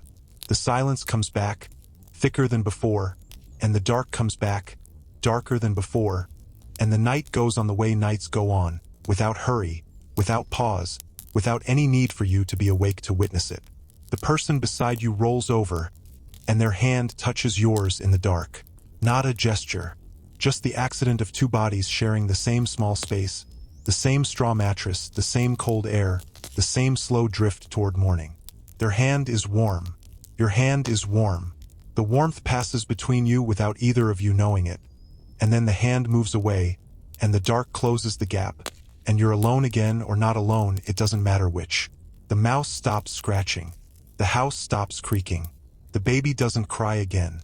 The rooster doesn't cough. The dog doesn't dream. Everything is still, and the stillness is complete, and the night is deep, and the hour is late, and there's nothing left to do but lie here in the dark and wait for the sun to come up or not come up. It doesn't matter which, because the dark is the same either way, and the breath is the same either way, and the slow turning of the world under the stars is the same either way. The night is older now. Not late in the way a clock would measure it, but deep in the way a well is deep, where the water at the bottom has never seen the sun. The dark has texture here. It presses against your closed eyelids like a hand held close to the face but not touching. The straw beneath you has molded itself to your body over the hours, and the wool blanket has found every hollow and every rise, and the person beside you has stopped shifting entirely. They are somewhere else now, the somewhere else that sleep takes people when it has them fully, and you are somewhere else too, though you can still feel the edge of being awake like a stone that hasn't quite sunk to the bottom of the pond. The air in the room has changed. It's heavier now, thicker with the breath of two people sharing the same small space, the same small pocket of warmth in a house that has no heat except what bodies give off. The cold from the floor seeps up through the straw mattress. Not enough to make you shiver, but enough to remind you that the ground outside is hard and frozen in the places where the sun never reached. Your feet are cold. Your hands are cold. Your face, buried in the wool blanket, is warm. That's how it works here. One part of you remembers what warmth is while the rest of you waits for morning. You drift, not asleep, not awake, just somewhere in between where the thoughts come slow and broken and don't connect to each other. A face you saw yesterday, the curve of the woman's back as she bent over the bread, the way the light caught the edge of the plow blade, the sound of the piglets breathing. These things float past like leaves on the stream, and you don't grab at them and you don't push them away. You just watch them go, and after a while, they stop coming, and there's nothing left but the dark and the breath and the slow pulse of blood behind your ears. A sound pulls you back. Not loud, just a sound that doesn't belong. A door, somewhere in the village, opening and closing. Not the door of this house. A door farther away, maybe at the other end of the village, where the houses are smaller and the people are poorer and the walls are thinner. The sound is soft, muffled by the distance and the dark, but it's there, and it means someone is awake. Someone who shouldn't be awake at this hour. Someone who has a reason to be moving when the rest of the world is still. You don't get up. That would be rude. Whatever is happening out there is none of your business, and your business is here in this room, on this mattress, under this blanket. But you listen anyway, because listening is free and because the dark is full of sounds if you pay attention. A second door opens. Closer this time. The house next door, maybe, or the house across the path. The latch lifts. The wood groans. The door closes, and then footsteps. Soft footsteps. The kind that try to be quiet but can't quite manage because the ground is hard and the cold makes everything stiff. The footsteps move away, toward the church or toward the well or toward the path that leads out of the village. The person beside you doesn't stir. They are still somewhere else. The somewhere else that doesn't hear doors or footsteps or the soft pad of someone trying not to be heard. You envy them a little, the way you might envy a stone for not feeling the rain. But envy is a feeling, and feelings are heavy, so you let it go, and it sinks into the straw like water into sand, and then it's gone. The footsteps fade. The doors are closed. The village is quiet again, or as quiet as it ever is, which is not very quiet at all when you're paying attention. The mouse is back, scratching along the wall, and the house is creaking, and somewhere in the distance, a branch rubs against another branch, and the sound is like a whisper that doesn't have any words. You lie in the dark and listen to these things, and after a while they stop being sounds and start being the shape of the night, the way the night is supposed to feel when no one is watching. Time passes. You don't know how much. Enough for the cold to creep a little higher up your legs, enough for the blanket to slip off your shoulder, enough for the person beside you to roll over again and pull the blanket with them, leaving a gap that lets in a line of cold air that runs down your spine like a finger. You pull the blanket back, not because you need it but because the gesture is familiar, and familiar things are warm even when they're not. The sky outside is starting to change. You can feel it before you can see it, the way you can feel a storm coming in the pressure behind your eyes. The dark is thinner now. Not the thick, heavy dark of midnight, but the thin, watery dark of the hour before dawn. The kind of dark that knows it's about to lose and is already starting to pack its things. The stars are still there, but they're tired, and the moon has set, and the horizon is a line of gray that wasn't there an hour ago. You sit up, not because you want to, because your body has decided that sleep is over, and your body is in charge now, the way bodies are always in charge when you're not paying attention. The straw rustles, and the person beside you murmurs something that isn't a word, and the blanket falls away from your shoulders, and the cold air hits your chest, and you breathe in the cold and hold it for a moment before letting it out in a cloud that you can't see because the room is still too dark. The door is where you left it. The latch lifts, the wood groans, and the cold outside rushes in to meet the cold inside, and they blend together like two streams joining, and you step through the door into the gray. The village is a different place in this light. Not the gold light of morning or the blue light of evening. The gray light of the hour when nothing has decided what it wants to be yet. The houses are shapes without details, and the path is a line without texture, and the sky is a dome without color. The dog is awake, standing in the doorway, looking at you with eyes that are neither friendly nor unfriendly, just watching. The dog has been watching all night, probably, or most of it, and the dog knows things that you don't know, but the dog isn't going to tell you because dogs don't talk and because there's nothing to say. You walk toward the church, not because you want to pray, because the church is the tallest thing in the village, and the tallest thing is the easiest thing to find in the gray, and finding things is easier than not finding them. The path is wet with dew, and your boots leave prints that fill with water, and the water is dark against the gray, and the prints follow you like a second set of feet that don't quite belong to you. The church door is open, not cracked, open. Wide open, like someone went inside and left it that way on purpose. The gray light spills through the door and onto the stone floor, and the stone floor is wet where the dew has blown in, and the wetness makes the stone look black in some places and white in others. You step inside, and the air is the same cold air you left outside, but it smells different. Colder. The way a cellar smells, or a tomb. Not bad, just old. The kind of old that comes from stone that has never been warm and never will be. The altar is the same. The cross is the same. The saint in the corner is the same. But something is different, and it takes you a moment to figure out what. The person who was behind the altar last night is not there. Or maybe they are, and you just can't see them because the shadows are deeper than the light. You don't look. Looking would be an invasion, and invasions are rude, and rudeness has no place in a church, even a church as poor and cold as this one. You stand in the center of the church where the floor is driest, and you look up at the ceiling. The ceiling is made of wooden beams, dark with age, and between the beams, the plaster has cracked in places, and you can see the thatch above, brown and dry and full of dust. A spider has built a web in one of the corners, and the web is gray with dust, and the spider is sitting in the middle of it, waiting for something that will probably never come because this church is too cold for flies and too dark for moths. The gray light through the windows is getting lighter. Not brighter, just lighter. The difference between the two is the difference between a stone and a feather. One is heavy, one is not. The light in the church is still heavy, but it's starting to lift, the way fog lifts off a field when the sun decides to show up. You watch the light change, and the change is so slow that you can't see it happening, but you can feel it the way you can feel the tide turn even when the water looks the same. You leave the church the way you came, through the wide open door, and the gray outside is lighter too. The houses have edges now. The path has a color. The dog has a shape. The village is waking up, not with a bang but with a sigh. The same sigh it sighs every morning when the night gives up and the day takes over. The woman with the bread is not at her door. She's inside, probably still asleep or not asleep, just lying in the dark the way you were lying in the dark an hour ago, waiting for something to happen. The man with the plow is not in his field. The field is empty, the furrows dark against the lighter soil, waiting for the sun to warm them.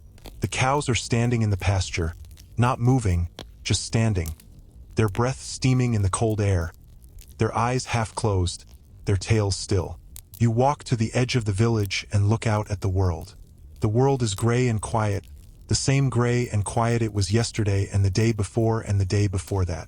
The sun is not up yet, but it will be soon, and when it comes, it will burn away the gray and turn everything gold for a little while, and then the gold will turn to white, and the white will turn to gold again, and then the gold will turn to gray, and then the dark will come back, and the whole thing will start over. You sit on the low wall, the same wall you sat on yesterday, and you watch the sky change. The gray turns to pink along the eastern horizon, and the pink turns to orange, and the orange turns to gold, and then the sun appears, a sliver at first, then a half, then a whole, too bright to look at, so you look away. You look at the village instead, and the village is gold now, the thatch gold, the stone gold, the mud gold, everything gold for a minute, and then the minute passes and the gold fades and the village goes back to being brown and gray and ordinary. The woman with the bread opens her door. She's wearing the same dress she wore yesterday, or a different one that looks the same. Her hair is loose, falling over her shoulders, and her face is pale from sleep, and her eyes are squinting against the light. She stands in the doorway for a moment, looking at nothing. Then she walks to the oven and opens the stone door and looks inside. The coals are dead. She'll have to light a new fire today, and the fire will take time, and the bread will be late, and the man in the field will have to eat cold bread instead of warm, and the woman will feel bad about it, but not too bad, because cold bread is still bread and bread is food and food is what keeps you alive. The man with the plow comes out of his house. He's wearing the same tunic he wore yesterday, and his boots are the same boots, and his hands are the same hands, red and cracked and stained with dirt. He walks to the field without looking at anything, his head down, his shoulders hunched, his feet dragging a little in the mud. The plow is where he left it, at the edge of the field, and he picks up the handles and leans into the work, and the plow blade cuts into the soil and the furrow opens behind him, dark and wet and ready. You watch him for a while, the same way you watched him yesterday, and the same way you'll watch him tomorrow if you're still here. The repetition is comforting in a way that nothing else is. The same man, the same field, the same plow, the same furrow over and over, until the pattern becomes the only thing that matters and the individual moments stop being separate and start being part of a single long moment that never ends. The sun climbs higher. The shadows shrink. The village wakes up all the way, and the sounds come back, the doors and the buckets and the voices, and the smells come back, the smoke and the bread and the animals, and the day settles into itself the way a cat settles into a patch of sun, turning around once or twice before lying down. You stand up from the wall and walk back through the village. The path is the same path, the houses the same houses, the people the same people, but everything is different because the light is different and because you're different, though you couldn't say how. The dog is lying in the sun, and the child is sitting on a rock, and the woman is sweeping her doorstep, and the man is mending his fence, and the smith is lighting his forge, and the smoke from the forge is black and thick and smells of coal and iron and the heat that turns metal into something else. The church is quiet now. The door is still open, but the light inside is gold, and the gold makes the stone look warm, and the warmth makes the church look less like a tomb and more like a place where people might want to sit for a while. You don't go in. There's no reason to. You've already been in, and nothing has changed, and nothing will change, and going in again would just be the same thing twice, and twice is enough. The stream is running, the same water, the same stones. The leaf that was caught against the rock is gone. The current took it sometime in the night, or maybe a bird took it, or maybe it just let go and floated away on its own. The water is clear and cold, and you crouch beside it and put your hand in, and the cold is the same cold it was yesterday, sharp and clean and indifferent to whether you're there to feel it. The cows are in the pasture, eating the grass that's still wet with dew. Their tails swing back and forth, and their jaws move in the same rhythm, and their eyes are the same dark pools, reflecting the sky and the clouds and the slow movement of the sun across the blue. One of the cows looks at you, and for a moment you think it's going to do something, walk toward you or make a sound or turn away, but it doesn't. It just looks, and then it looks away, and the moment passes, and you're standing alone by the stream with nothing to do and nowhere to go. The woods are behind you, dark and cool and full of the smell of damp earth and rotting leaves. You could go into the woods. You could find the clearing with the stone pile and sit on the warm stone and watch the light change through the branches. You could do that, but you don't. Instead, you stand by the stream and watch the water and listen to the sound it makes. A sound that's been the same for as long as the stream has been here, which is longer than anyone can remember. The morning turns into midday.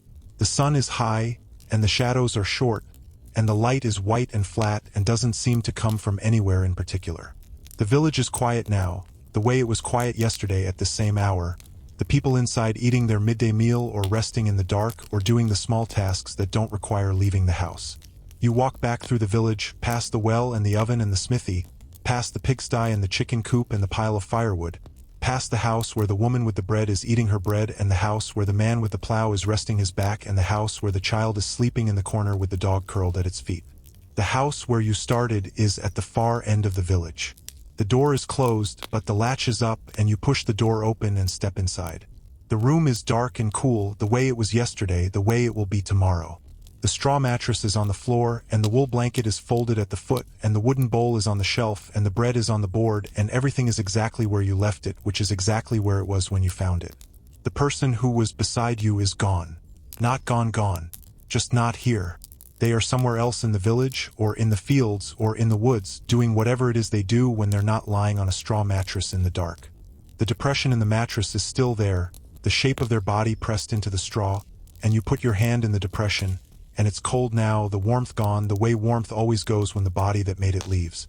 You sit on the edge of the mattress, and the straw rustles under you, and the sound is familiar in a way that makes your chest ache a little, not from sadness but from something else, something that doesn't have a name. The dark in the room is the same dark, the same texture, the same weight. The mouse is somewhere in the wall, sleeping probably or waiting, the way mice wait for the night to come back so they can run across the floor and scratch at the cracks and make the small sounds that fill the dark. You lie down on the mattress, not because you're tired but because lying down is what you do here. The straw molds itself to your body the way it molded itself to your body last night, and the wool blanket is rough against your cheek, and the air is cool and still, and the room is quiet, and the dark is deep, and the day is outside, and you're inside, and the difference between the two is the difference between a stone and a feather. The sun moves across the sky.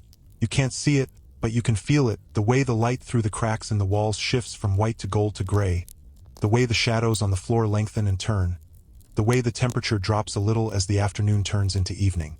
The person who was beside you doesn't come back. The dog doesn't bark. The rooster doesn't crow. The village does whatever it does in the afternoon, and you lie on the mattress and listen to the small sounds that make their way through the walls, and after a while the sounds stop being sounds and start being the shape of the day, the way the day is supposed to feel when no one is watching. The light through the cracks turns orange, then red, then purple, then gray. The sun is setting. You can't see it, but you know it, the way you know when a storm is coming or when a season is ending. The village outside is quiet, the way it's always quiet at this hour. The people inside their houses, lighting their rushlights and banking their fires and getting ready for the night that's already here, even though the sky is still gray. You sit up on the mattress, and the straw rustles, and the sound is loud in the quiet room. The door is closed, the latch is down, and the room is dark, darker than it was when you lay down, because the sun has set and the moon hasn't risen and the stars are still too faint to matter. You sit in the dark and listen to your own breath, and after a while the breath becomes the only sound in the world, and the world becomes the space inside your chest, and the space inside your chest becomes the room, and the room becomes the village, and the village becomes the night, and the night becomes everything. The night comes back the way it always comes back. Not with a sound or a signal. Just a slow settling, like dust after a long walk, like the last note of a song that keeps vibrating even after the singing has stopped. You are still sitting on the edge of the mattress, and the dark has gathered around you without asking permission, and the room is the same room it was last night and the night before, but the dark is different because you are different. Not changed, just shifted. The way a stone shifts in a wall when the mortar crumbles. Still the same stone, just in a different place. Your hand finds the wool blanket in the dark. The wool is rough and warm, and you pull it around your shoulders without thinking, the way you would pull a coat around yourself if you were standing outside in the rain. But you're not outside. You're inside, in the dark, in the room that has become the only room that matters, and the blanket is the only warmth that matters, and your breath is the only sound that matters, and everything else is somewhere else, doing something else, being something else. The person who was beside you is back. You didn't hear them come in. You didn't hear the door or the latch or the sound of their feet on the packed earth floor. They are just there, suddenly, lying on the other side of the mattress, their breath slow and even, their body warm under the blanket that you are both sharing now. You don't know when they came back. You don't know where they were. You don't know anything about them except the shape of their back and the sound of their breathing and the warmth that comes off them in waves, like heat off a stone that's been sitting in the sun. You lie down again, and the straw rustles, and the person beside you shifts, and the blanket settles over both of you, and the room goes quiet in the way that rooms go quiet when the people inside have stopped moving and started breathing in the same slow rhythm. The mouse is scratching somewhere in the wall, and the house is creaking, and the wind is moving through the thatch, and all of these sounds are the same sounds they were last night, and they will be the same sounds tomorrow night, and the night after that, and the night after that, as long as the house is standing and the mouse is living and the wind is blowing. Time passes. You don't know how much. Enough for the cold to seep up through the mattress and into your bones. Enough for the blanket to slip off your shoulder and for the person beside you to pull it back without waking up. Enough for the mouse to stop scratching and start sleeping, or to stop sleeping and start scratching, it doesn't matter which. The night is deep now, deeper than it was when you lay down, deeper than it was when the sun set, deeper than it has been for hours. This is the hour when the night is at its fullest, the hour when the dark is so thick you could hold it in your hand, the hour when the stars are brightest and the moon is highest and the world is as far from the sun as it ever gets. You drift again, not asleep, not awake, just somewhere in between, where the thoughts come slow and broken and don't connect to each other. The face of the woman with the bread, the hands of the man with the plow, the eyes of the dog in the doorway, the sound of the stream over the stones. These things float past, and you watch them go, and after a while, they stop coming, and there's nothing left but the dark and the breath and the slow pulse of blood behind your ears. The person beside you turns over. Their hand touches yours in the dark, the same way it touched yours last night, the same accident of two bodies sharing the same small space. Their hand is warm, and your hand is warm, and the warmth passes between you without either of you knowing it.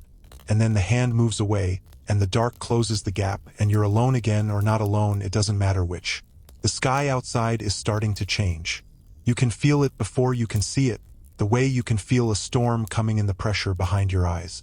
The dark is thinner now. Not the thick, heavy dark of midnight, but the thin, watery dark of the hour before dawn. The kind of dark that knows it's about to lose and is already starting to pack its things. The stars are still there, but they're tired, and the moon has set, and the horizon is a line of gray that wasn't there an hour ago. You don't get up. That would be pointless. Getting up would just mean standing in the gray instead of lying in the dark, and the gray is just the dark with a different name, and the dark is just the gray with a different weight. The person beside you is still asleep, their breath slow and even their body warm, their hand somewhere under the blanket, doing whatever hands do when the person they belong to is somewhere else. The gray gets lighter. You can see the door now, not as a shape but as a door, with a latch and a frame and a crack along the bottom where the cold air comes in. You can see the wooden bowl on the shelf and the bread on the board, and the iron holder where the rushlight used to be. The rushlight is gone, burned down to nothing, and the holder is empty, and the emptiness is the same as the dark, the same as the gray, the same as everything else. The person beside you stirs. Not waking, just stirring, the way people stir when they're between dreams, when one dream has ended and the next one hasn't started yet. Their hand moves under the blanket and their foot touches your foot, and the touch is warm and brief, and then they settle again and the breathing goes back to the same slow rhythm, and the room goes back to the same quiet, and the gray goes back to the same lightning. You close your eyes. The dark behind your eyelids is the same as the dark in front of them, but it's different too. Warmer, maybe, or softer. The kind of dark that doesn't press down, the kind of dark that holds you the way a hand holds a cup. Not tight, just there, just enough to keep you from falling. The sun comes up. You don't see it, but you feel it, the way the gray turns to gold and the gold turns to white and the white turns to the kind of light that comes through closed eyelids, red and orange and warm. The person beside you doesn't move. The mouse doesn't scratch. The house doesn't creak. Everything is still, and the stillness is complete, and the morning is here, and the night is gone, and the day is starting, and you're lying on a straw mattress in a dark room with a person you don't know, and there's nowhere else you need to be.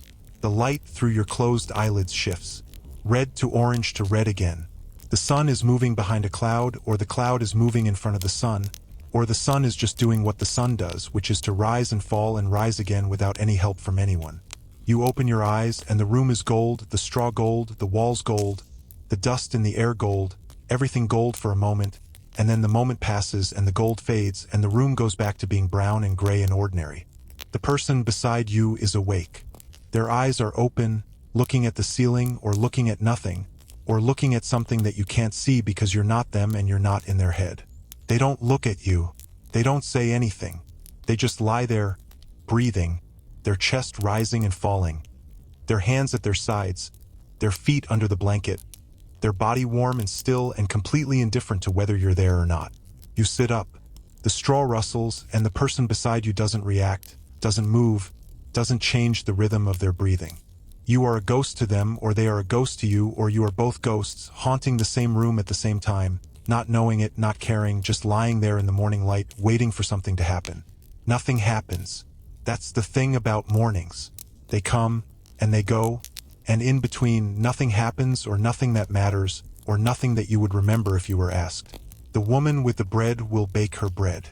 The man with the plow will plow his field. The dog will sleep in the doorway. The child will throw a stick for a dog that isn't there. The same things they did yesterday, the same things they'll do tomorrow, the same things they've done for as long as anyone can remember. You stand up. The floor is cold under your bare feet, and the cold is sharp and clean and wakes you up in a way that the light couldn't.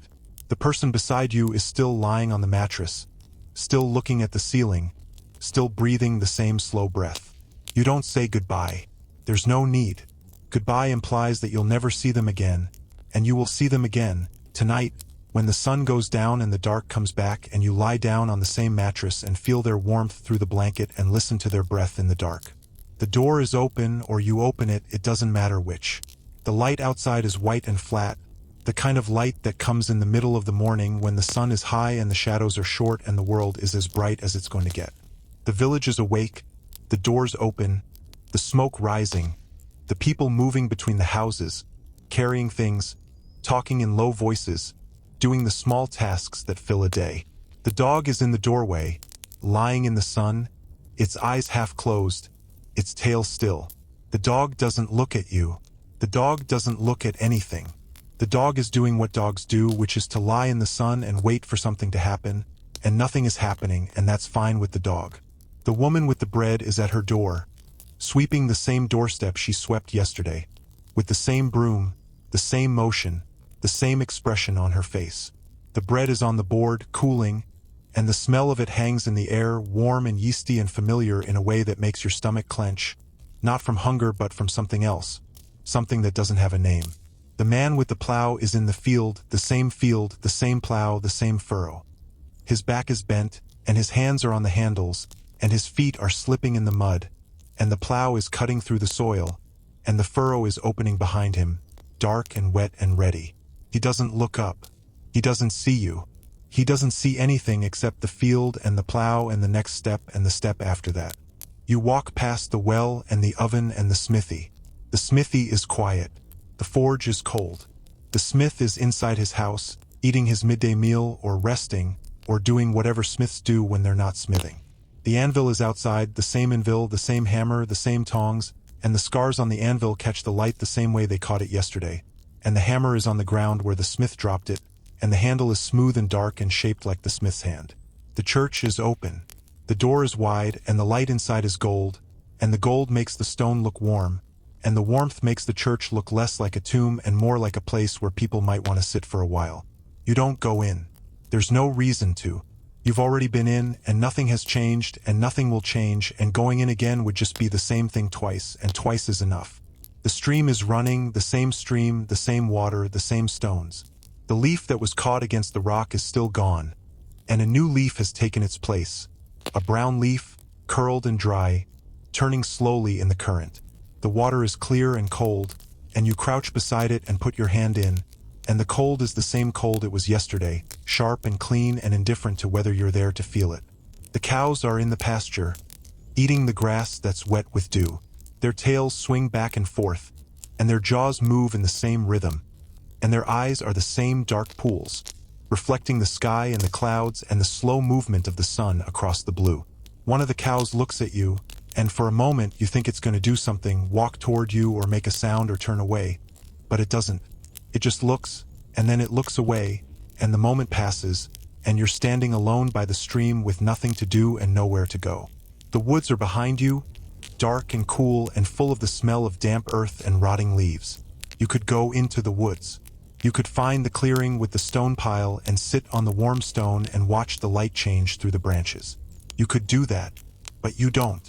Instead, you stand by the stream and watch the water and listen to the sound it makes.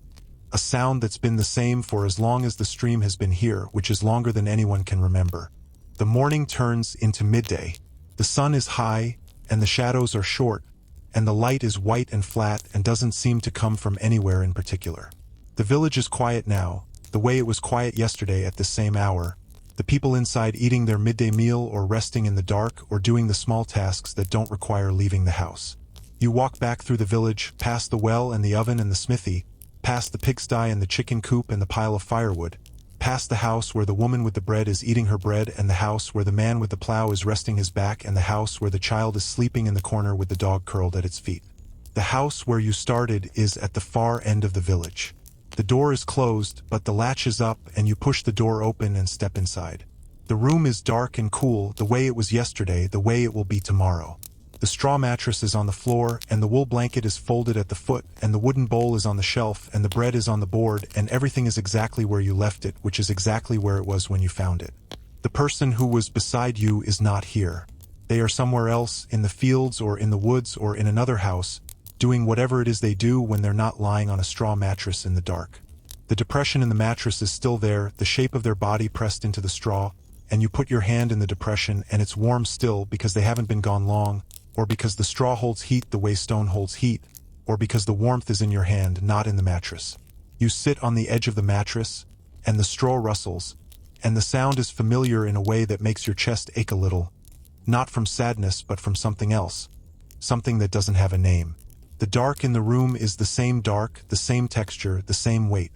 The mouse is somewhere in the wall, sleeping probably or waiting, the way mice wait for the night to come back so they can run across the floor and scratch at the cracks and make the small sounds that fill the dark. You lie down on the mattress, not because you're tired but because lying down is what you do here. The straw molds itself to your body the way it molded itself to your body last night, and the wool blanket is rough against your cheek, and the air is cool and still, and the room is quiet, and the dark is deep, and the day is outside, and you're inside, and the difference between the two is the difference between a stone and a feather. The sun moves across the sky. You can't see it, but you can feel it, the way the light through the cracks in the walls shifts from white to gold to gray, the way the shadows on the floor lengthen and turn, the way the temperature drops a little as the afternoon turns into evening. The person who was beside you doesn't come back. The dog doesn't bark. The rooster doesn't crow.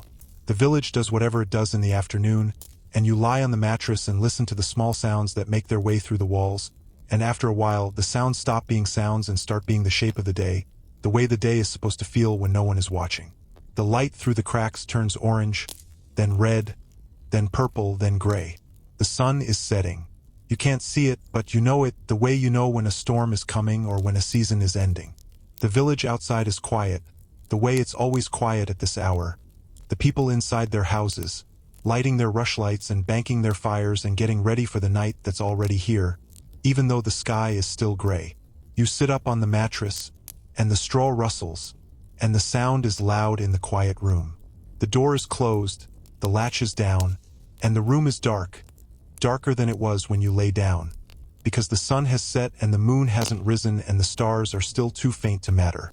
You sit in the dark and listen to your own breath, and after a while the breath becomes the only sound in the world, and the world becomes the space inside your chest, and the space inside your chest becomes the room, and the room becomes the village, and the village becomes the night, and the night becomes everything.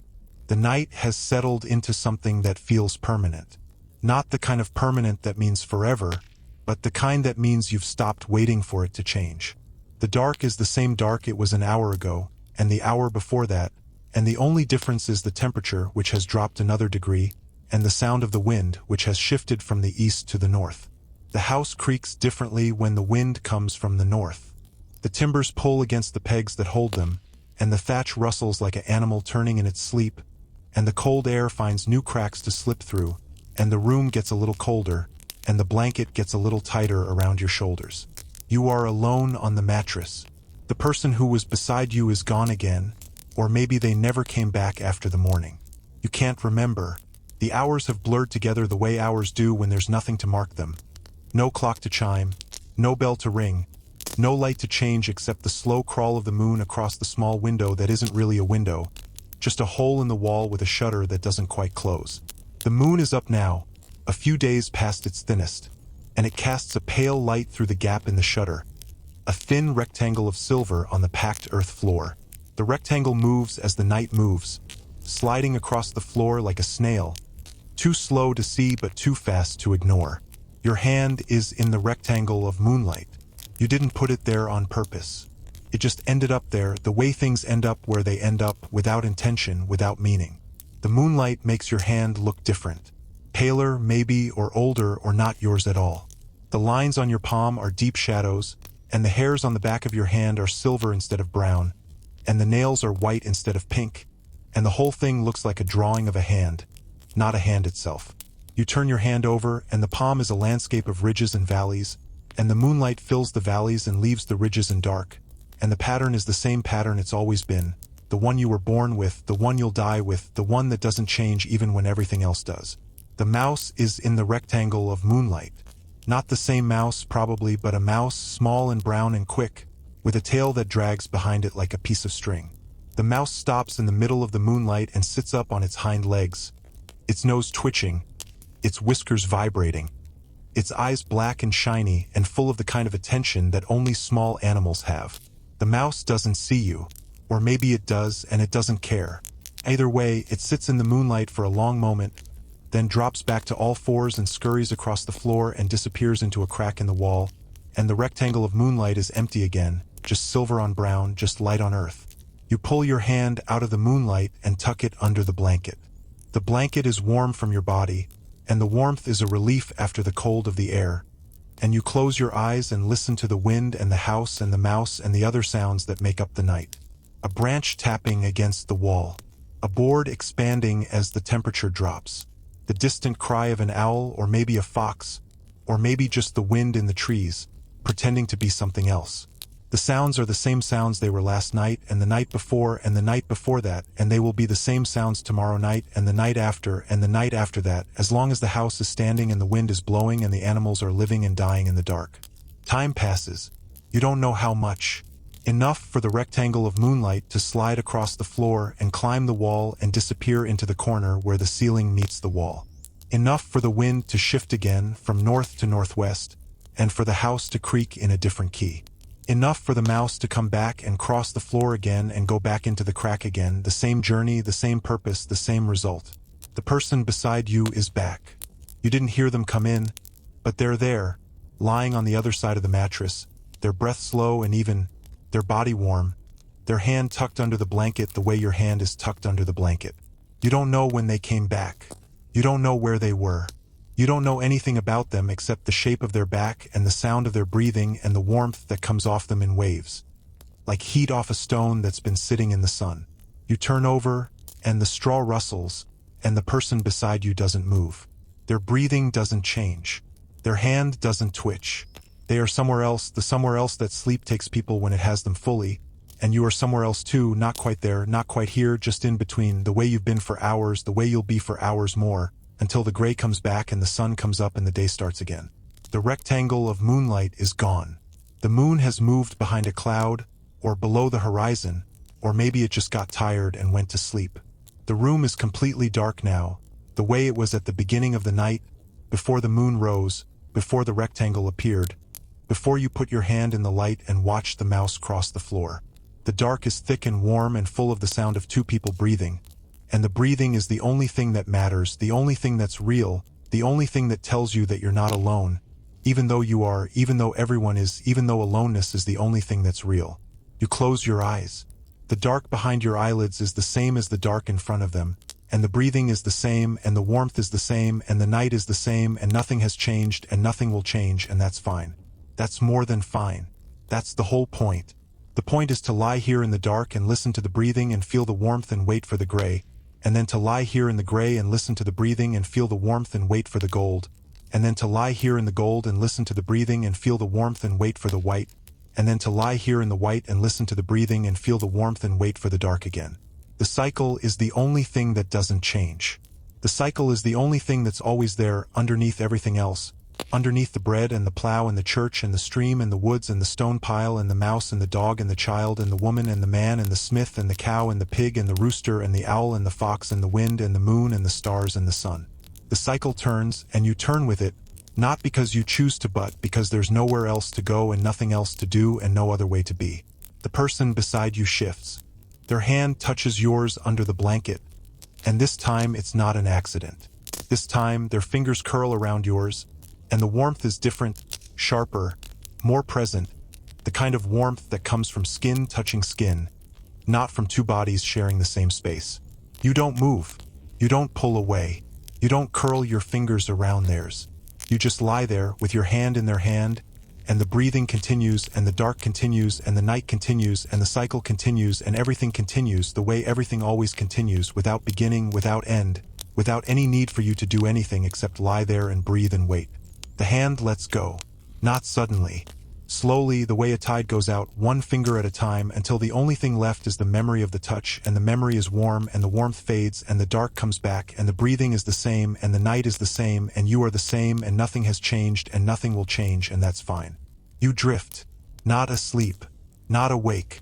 Just somewhere in between, where the thoughts come slow and broken and don't connect to each other. The face of the woman with the bread. The hands of the man with the plow. The eyes of the dog in the doorway. The sound of the stream over the stones. These things float past, and you watch them go, and after a while, they stop coming, and there's nothing left but the dark and the breath and the slow pulse of blood behind your ears. The sky outside is starting to change.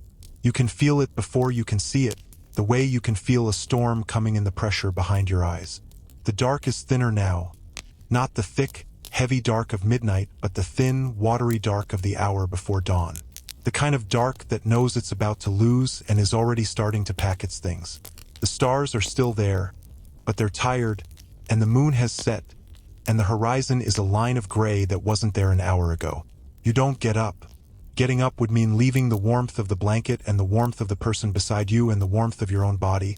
And the gray is cold, and the cold is sharp, and the sharp is uncomfortable, and uncomfortable is not what you want right now. What you want is to lie here in the dark and wait for the gray to come to you, and the gray will come, and the gold will come, and the white will come, and the dark will come again, and you'll be here for all of it, or you won't, it doesn't matter which. The person beside you is awake. You can tell by their breathing, which has changed from slow and even to slow and uneven, the way breathing changes when the mind is awake and the body is still pretending to be asleep. They don't move. They don't speak. They just lie there, breathing, their hands somewhere under the blanket, their feet somewhere at the bottom of the mattress, their eyes open or closed, you can't tell, and it doesn't matter because the dark is the same either way, and the gray is coming, and the gold is coming, and the white is coming, and the dark will come again, and nothing will have changed, and nothing will have mattered, and that's fine. The gray comes. Not all at once. Just a slow lightening. A shift from black to charcoal to slate to the color of a stone that's been sitting in the rain. The room takes shape around you, the walls first, then the door, then the shelf, then the bowl, then the bread, then the iron holder, then the mattress, then the person beside you, their face turned away, their hair dark against the pillow, their shoulder rounded under the blanket. You look at them for a long moment. Their back rises and falls with their breath, and the rhythm is the same rhythm it's been all night, and the shape of their body is the same shape it's been all night, and the warmth coming off them is the same warmth it's been all night, and nothing has changed and nothing will change, and that's fine. You close your eyes. The dark behind your eyelids is lighter now, the color of the inside of a shell, pink and gray and warm. The person beside you shifts and the blanket moves and a line of cold air runs down your spine, and you pull the blanket back and the person beside you makes a small sound, not a word, just a sound, and the sound is familiar in a way that makes your chest ache a little, not from sadness but from something else, something that doesn't have a name. The sun comes up. You don't see it, but you feel it, the way the gray turns to gold and the gold turns to white and the white turns to the kind of light that comes through closed eyelids, red and orange and warm. The person beside you doesn't move. The mouse doesn't scratch. The house doesn't creak. Everything is still, and the stillness is complete, and the morning is here, and the night is gone, and the day is starting, and you're lying on a straw mattress in a dark room with a person you don't know, and there's nowhere else you need to be. The light through your closed eyelids shifts. Red to orange to red again. The sun is moving behind a cloud, or the cloud is moving in front of the sun, or the sun is just doing what the sun does, which is to rise and fall and rise again without any help from anyone. You open your eyes, and the room is gold, the straw gold, the walls gold, the dust in the air gold, everything gold for a moment, and then the moment passes and the gold fades and the room goes back to being brown and gray and ordinary. The person beside you is sitting up. Their back is to you, and their hair is in their face, and their hands are in their lap, and they're looking at the door or at the wall or at nothing, it doesn't matter which. They don't turn around. They don't say anything. They just sit there, breathing, their shoulders rising and falling, their spine a line of shadow against the gray light. You sit up too. The straw rustles, and the person beside you doesn't react, doesn't move, doesn't change the rhythm of their breathing. You are a ghost to them, or they are a ghost to you, or you are both ghosts, haunting the same room at the same time, not knowing it, not caring, just sitting there in the morning light, waiting for something to happen. Nothing happens. That's the thing about mornings. They come, and they go, and in between, nothing happens, or nothing that matters, or nothing that you would remember if you were asked. The woman with the bread will bake her bread. The man with the plow will plow his field. The dog will sleep in the doorway. The child will throw a stick for a dog that isn't there. The same things they did yesterday, the same things they'll do tomorrow, the same things they've done for as long as anyone can remember. You stand up. The floor is cold under your bare feet, and the cold is sharp and clean and wakes you up in a way that the light couldn't. The person beside you is still sitting on the mattress, still looking at the door, still breathing the same slow breath. You don't say goodbye. There's no need. Goodbye implies that you'll never see them again, and you will see them again, tonight, when the sun goes down and the dark comes back and you lie down on the same mattress and feel their warmth through the blanket and listen to their breath in the dark. The door is open or you open it, it doesn't matter which. The light outside is white and flat, the kind of light that comes in the middle of the morning when the sun is high and the shadows are short and the world is as bright as it's going to get. The village is awake, the doors open, the smoke rising, the people moving between the houses, carrying things, talking in low voices, doing the small tasks that fill a day. The dog is in the doorway, lying in the sun, its eyes half closed, its tail still. The dog doesn't look at you. The dog doesn't look at anything. The dog is doing what dogs do, which is to lie in the sun and wait for something to happen, and nothing is happening, and that's fine with the dog. The woman with the bread is at her door, sweeping the same doorstep she swept yesterday, with the same broom, the same motion, the same expression on her face. The bread is on the board, cooling, and the smell of it hangs in the air, warm and yeasty and familiar in a way that makes your stomach clench, not from hunger but from something else, something that doesn't have a name. The man with the plow is in the field, the same plow, the same furrow. His back is bent, and his hands are on the handles, and his feet are slipping in the mud, and the plow is cutting through the soil, and the furrow is opening behind him, dark and wet and ready. He doesn't look up. He doesn't see you. He doesn't see anything except the field and the plow and the next step and the step after that. You walk past the well and the oven and the smithy. The smithy is quiet. The forge is cold. The smith is inside his house, eating his midday meal or resting, or doing whatever smiths do when they're not smithing. The anvil is outside, the same anvil, the same hammer, the same tongs, and the scars on the anvil catch the light the same way they caught it yesterday, and the hammer is on the ground where the smith dropped it, and the handle is smooth and dark and shaped like the smith's hand. The church is open. The door is wide, and the light inside is gold, and the gold makes the stone look warm, and the warmth makes the church look less like a tomb and more like a place where people might want to sit for a while. You don't go in. There's no reason to. You've already been in, and nothing has changed, and nothing will change, and going in again would just be the same thing twice, and twice is enough. The stream is running, the same water, the same stones. The leaf that was caught against the rock is still gone, and a new leaf has taken its place. A brown leaf, curled and dry, turning slowly in the current.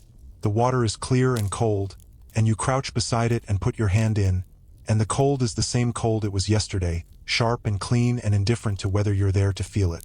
The cows are in the pasture, eating the grass that's wet with dew. Their tails swing back and forth, and their jaws move in the same rhythm, and their eyes are the same dark pools, reflecting the sky and the clouds and the slow movement of the sun across the blue. One of the cows looks at you, and for a moment you think it's going to do something, walk toward you or make a sound or turn away, but it doesn't. It just looks, and then it looks away, and the moment passes, and you're standing alone by the stream with nothing to do and nowhere to go. The woods are behind you, dark and cool and full of the smell of damp earth and rotting leaves. You could go into the woods. You could find the clearing with the stone pile and sit on the warm stone and watch the light change through the branches. You could do that, but you don't. Instead, you stand by the stream and watch the water and listen to the sound it makes. A sound that's been the same for as long as the stream has been here, which is longer than anyone can remember. The morning turns into midday.